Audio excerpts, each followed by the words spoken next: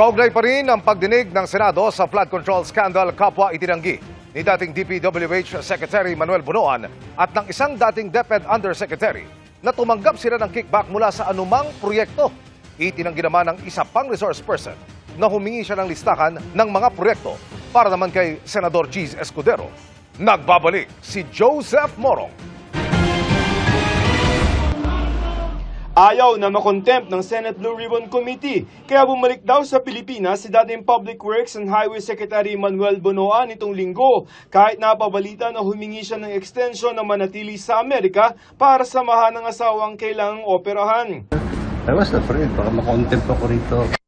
Ito ang unang beses na bumalik sa Senado si Bunoan matapos siyang akusahan Nobyembre noong isang taon ni dating DPWH Undersecretary Roberto Bernardo ng pagkakaroon ng sariling tinatayang 5 bilyong pisong allocable projects taon-taon mula 2023, 2024 hanggang 2025. Kung saan nakakuha raw si Bunoan ng average na 15% na kickback. Pero itinanggi ito ni Bunoan. Hindi ko alam kung saan manggagaling yun. Eh, siyempre, I'm in charge of the entire budget of the department. Bakit 5 billion? Sa iyo daw po napupunta. Bakit ako mapupunta sa akin yung mga allocation na yan? Eh? So you didn't personally parang bakit as the allegation with... Wala. Nasa pagdinig din si Bernardo na nagsabi na nagsimula ang sistema ng allocable projects noong taong 2022, panahon ni Bunoan bilang kalihim. Ang mga allocable projects ay halagaan ng mga proyektong inilalaan ng DPWH sa budget nito sa National Expenditure Program o NEP. Ang komputasyon daw nito, ginawa ni dating DPWH Undersecretary Catalina Cabral. Ayon kay Senator Sherwin Gatchalian, lampas 2 bilyong piso ang posibleng nakuhang kickback ni Bunoan. I don't have any allocable amount. Nakakuha kayo ng kickback. Wala po. And the fact is, nandito tayo ngayon dito sa hearing because for the last 4 years, pinabayaan yung nangyayari ito under your watch.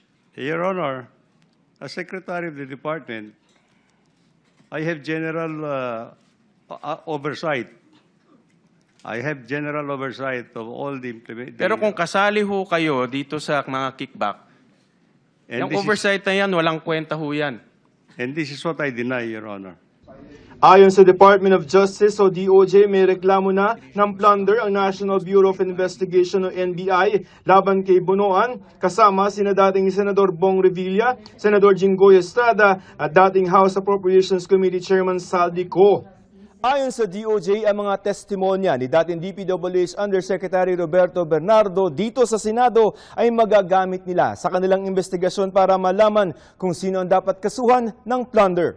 It's a matter of strategy. I cannot disclose how much it will impact the case, but it's definitely going to be helpful. Nakatakda daw maglabas ng subpoena para sa preliminary investigation na gagawin ng DOJ. Itinanggi naman ni dating Department of Education Undersecretary Tragiv Olayvar ang paratang ni Bernardo na kumubra siya ng mga kickback galing sa mga proyekto umano ni dating Senador Sonny Angara at umano'y 2.85 billion pesos non-program appropriations para umano sa isang executive secretary. Pati na ang umano'y pag-endorso niya kay Carlina Villa na aide ni dating Senador Nancy Binay. I deny those allegations. Wala pong katotohanan, Mr. Chair, Your Honor.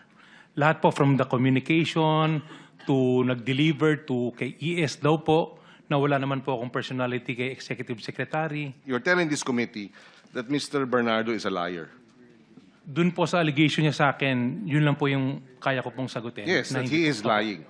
Opo. Si Maynard Nuna inakusahan naman ni Bernardo na humingi ng listahan ng mga proyekto para kay Senator Francis Cheese Escudero. Itinanggi rin ang paratang ni Bernardo. I absolutely deny all the allegations made by Yusek Bernardo.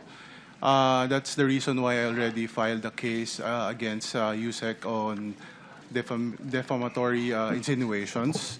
Pinanindigan naman daw ni Bernardo ang kanyang mga paratang. Para sa GMA Integrated News, Joseph Morong, nakatutok 24 oras.